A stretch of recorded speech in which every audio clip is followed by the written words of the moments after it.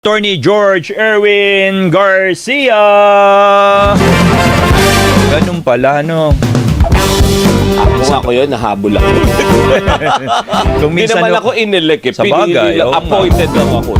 gusto ko ba na mai-appoint ako? Oo, di ba sabi dun sa elected. Kapag elected ka once, di ka na, yun. Iba yun sa appointed. Gusto ko bang mai-appoint ako ng presidente? Hindi naman. Oo. Kayo ang naglagay sa akin, mga ganun, no?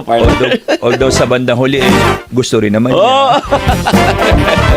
Ay, abangan po natin kung ano ang magiging susunod na development sa issue po ng impeachment trial na yan or impeachment complaint against Vice President Sara.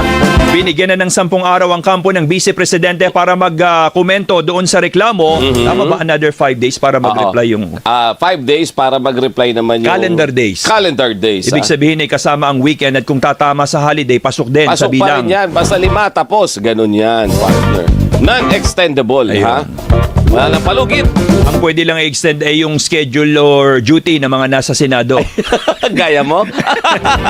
Abutin man kayo ng alas 11 ng gabi or alas 2:30 na madaling araw, tuloy lang. Tuloy lang. Pero syempre, hindi naman po pwedeng puro impeachment na asikasuhin ng Senado. Kaya di ba partner kahapon nung nandun tayo, ang sabi ng impeachment court, mag-uusap sila para sa mga araw ng hearing nila at anong start at up to what time? Ayun. Para meron ding panahon para yung trabaho nila bilang mga senador correct. ay magawa pa rin naman nila. Oo nga. Correct. Sige, magabang na lang muna tayo pare-pareho, ha? Kala nyo nawala. Ay, maganda umaga kay Ma'am Len Reyes na kagigising lang siguro ngayon. Ingat po kayo sa biyahe, ha? Muli maraming salamat sa inyong pagsama ho sa amin sa nakalipas na naman 1 oras nating balitaan at kwentuhan. So ngayon ay walang ganap sa Senado o meron? Hindi tayo sure. Ay, hindi tayo sure. Tama, 11-13. Kung pagtitingnan mo pala yung bilang ng minority and majority, halos dikit na dikit. Parang isa lang yung lamang ng majority dahil yung pang-13 hindi na pumapasok ulit. Wala na ulit eh. Pero kailangan mo kasi ng 13 para ma-oust yun. Kaya nga. Hindi. 12 lang. 13 ang kailangan. Kaya ilan na sila? 11 na sila. So kaya yung dalawa na nga lang ang kailangan nila. So yung 11 na yon, kinakailangan na lang ligawan yung dalawa na nandun sa majority para Tapos sila ang ang pumalit. Or niligawan daw, kaya lang gusto naman nung isa na tatawid, siya ang Senate President. Masalimutan Ako na. din naman, kailangan mo ako, di ba? Ay di syempre, Ako lilipat ako Senate President. makikipag-bargain ako nung papabor sa akin. Total din lang naman humihingi ka ng pabor. Eto naman ang pabor na gusto ko. Hindi lang pala. Majority no deal.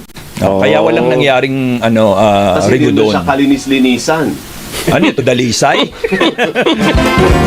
Pati ko Feeling ko ni Robert. Kaya Ano nga. sinabi ko, kalinis-linisan. Babay na ho muna. Babay na. Alas 6 na Muli maraming salamat sa inyong pagsama ho sa amin, ha, sa nakalipas na naman 1 oras nating balitaan at kwentuhan. Walang maglilipad ng channel, ha. Siyempre alam mo naman kami, baka kami mamimohan. Kami naman ay sumusunod lang sa batas. Ganun ba? Ito bang dahilan ng pagna-number 2? Ay di ituloy natin kahit na mga 6:15.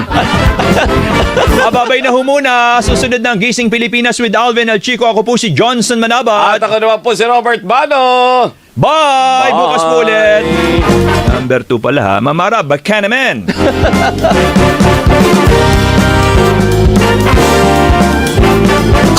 Pasada Balita Pilipinas, Pasada Balita na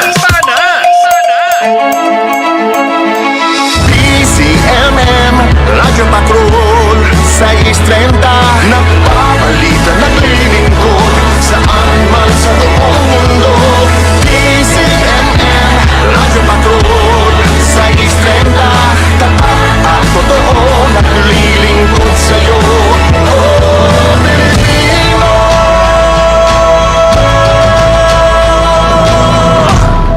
Hey! I say hey! Ay, di pala Tuesday pa lang pala. Akala ko Friday na. 6:02, gising na, bago na, wakey wakey! May pasok!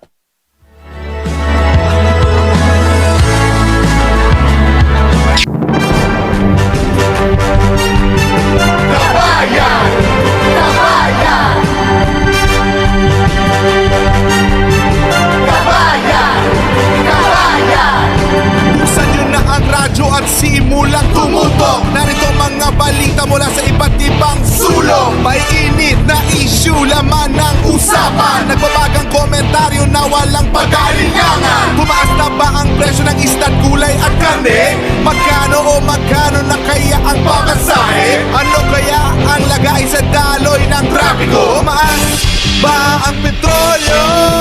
Ano na ba ang balita sa labas ng bansa? Umuunlad na ba ang ating ekonomiya? Mga latest sa showbiz at kung ano pang uso. Walang takas, dito ang mga taong mapang-abuso. Magandang umaga, bayan! Kabayan! Kabayan! Di tayo pababayaan, talagang maaasahan si Kabayan! Kabayan! Una sa balitaan, talakayan si Kabayan! Kabayan! Pangyarihan ng mamamayan! Kabayan! Kabayan! Sugambang maglilingkod sa sambayanan, inaasahan at pinaniniwalaan. Nangungunang boses ng ating bayan, kakampi ni lolo't lola, nanay, tatay at kabataan. Di lang puro salita, nakikita sa gawa. Serbisyong publiko para sa masa at badla. Marami na siyang napatunayan. Siya si Noli De Castro, ang ating kabayan. Kabayan! Kabayan! Di tayo pababayaan, talagang maaasahan si Kabayan! Kabayan! Una sa balitaan, talakayan si Kabayan!